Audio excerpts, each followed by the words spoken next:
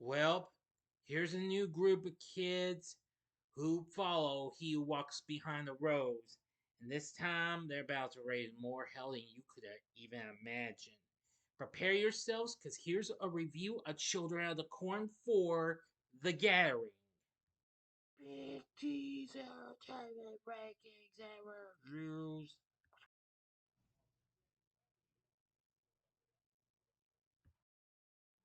So, greetings, my fellow YouTubers, and welcome to Big D's Entertainment Rankings and Reviews. My name is Noel, better known to as the Big D, and this time around I bring to you a review of the 1996 supernatural slasher flick Children of the Corn 4 The Gathering. Released by Dimension Films direct to video on October 8, 1996. This is the fourth adaptation of the film of the Children of the Corn series, and is no way related to any of the other films. It stars Naomi Watts, Brent Jennings, and Karen Black. The film follows a medical student returning to her hometown in Nebraska, where she finds the children to be falling under a mysterious mass illness connected to the town's past. Now, the film expands upon the origins of He Who Walks Behind the Rose, and it marked the first time Naomi Watts received first billing. It was also the debut of actor Mark Salling. Now, I won't suggest the other films since they're no way related to this. So let's get on with the story. Medical student Grace Rhodes returns to her hometown of Grand Island, Nebraska to take care of her agoraphobic mother, June, who refuses to leave her yard.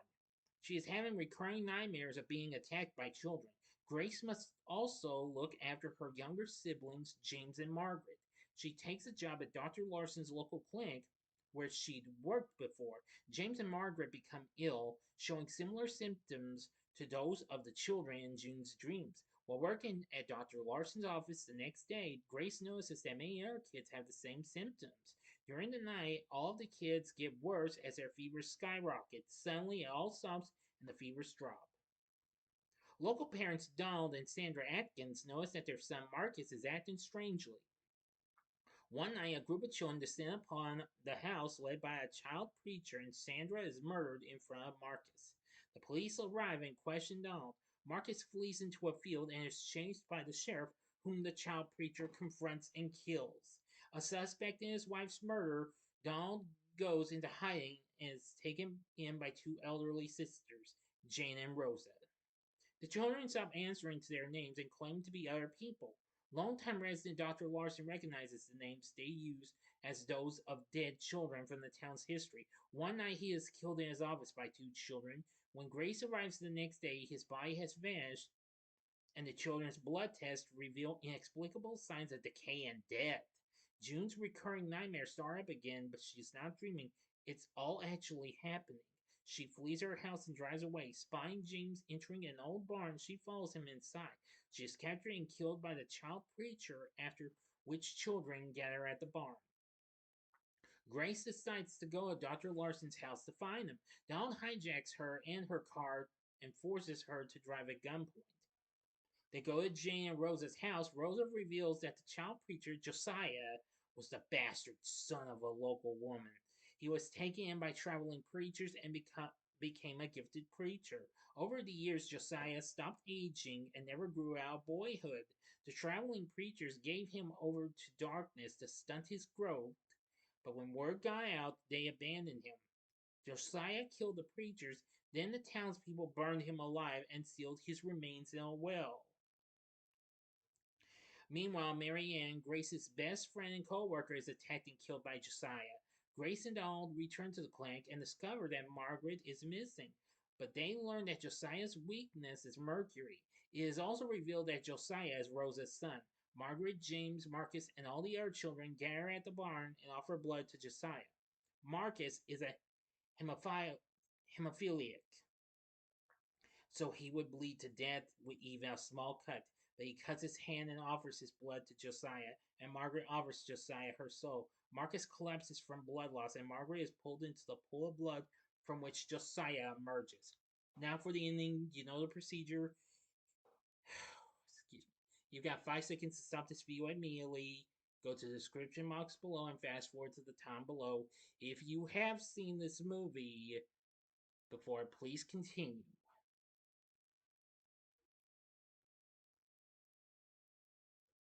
Okay, you've been warned. Donald and Grace arrive at the barn and connect its sprinkler system to their supply of mercury. Donald fills 2 of his bullets with mercury and gives Grace the gun. Donald stops Marcus's bleeding, but the children try to kill him. Josiah attacks Grace, but she shoots him with a mercury bullet. She then finds the bodies of June and Dr. Larson. Josiah attacks her again, but she activates the sprinklers, which shower him with mercury. Grace slashes him with his own scythe, finally killing him. The children stop trying to kill Donald and return to normal. Grace finds Margaret. She's nearly drowned, but Grace manages to revive her. It is revealed that Margaret is actually Grace's daughter, and that she abandoned her with June as a teenager. At the victims' funerals, Grace, Margaret, James, Donald, and Marcus all move out of Nebraska in the story. So, what did I think of Children of the Corn for the Garing?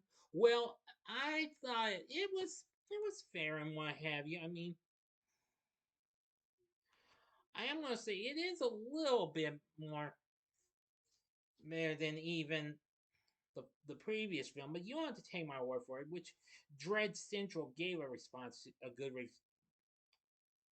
review of it, calling it a marginally better effort than the previous film, even if it ignores the previous film's lead-in ending in favor of taking things back to rural America. He also, well, Matt Serafini of Dread Central gave this review, praised Watt's performance as well as Karen Black's, but noted that the latter doesn't have much to do. A middling review from TV Guide was this: overall, the film settles for general cliches instead of a genuinely imaginative twist. A couple of gory jolts aside, the scares are predictable, as are the characters implying. Given such material, the performances can't rate high. Watts, so fetching as a sidekick in Tank Girl, is appealing, but given little to do except go through the motions, Black gives her typical mannered, eccentric performance, and Clayla brings no particular malice to the pint-sized villain. Well, I'll get to it in a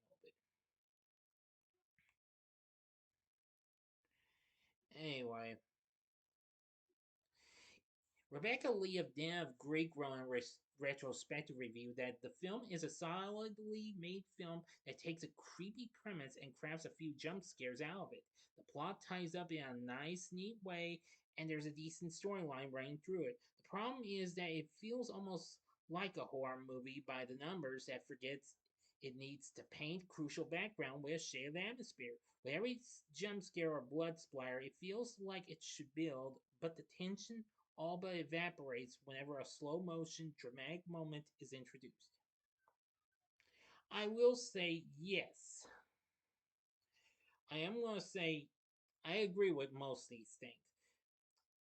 Now, they have this time David C. Williams to do the score, which was fine and what have you. Now, it's cast, though, we have Naomi Watts in the role of Grace. I thought she was absolutely good. Jamie Renee Smith played the role of Margaret. She did good. Karen Black is June, good. We have Brent Jennings as Donald Atkins, and Tony Marsh as Sandra Atkins, not bad. Louis Flanagan III played Marcus Atkins. We have Mark Salling in his film debut as the role of James Rhodes.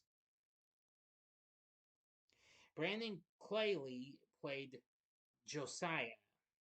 Really good. Let's see. Sally Ellis played Jane, and Maria Marek played Rosa. And William Wyndham played the role of Doc Larson. I do remember that actor pretty well. So that those the cast wasn't too bad.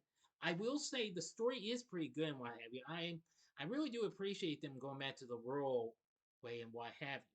So from what I've seen of Children of the Corn for the Gathering, I feel like it is pretty good and what have you. Well, Not sure how much it would be the best though. I need to give it a rewatch maybe one day, and maybe I'll try and rank all the films and what have you. But overall, I have seen it like 2 or 3 times, and I think it was fine and what have you. So I think I would recommend you give this a one-time watch like the others, only if you are a hardcore completionist. I know it may not be related to the other films and what have you, even though it still follows the Children of the Cornfield to it, but that's what it is. So anyway, so I am gonna say it's good and what have you. Maybe not good, but it's a pretty fairly good. Well, I just can't seem to say what I want to say about good and what have you. So anyway, what did you think of Children of the Corn for the Gathering? Let me know in the comments section below. If you liked the video, click the like button, subscribe, and be a part of the Big D Nation. And join me next time when I bring to you a review of the recent Children of the Corn reboot from last year, which was originally produced in 2020. So if you like this, consider checking out these other films based on Stephen King's work. In the upper left hand corner is my review of the reboot of Pet Cemetery from 2019. The upper right hand corner is my review of The Shining with Jack Nicholson. Or go to the bottom left hand corner and see my review of Misery. In the bottom right hand corner is the button you can click to subscribe. If you like rankings and reviews on movies, TV, music, video games, etc., then I'm your guy. Thanks for watching. Until next time, I'm the Big D saying, see ya.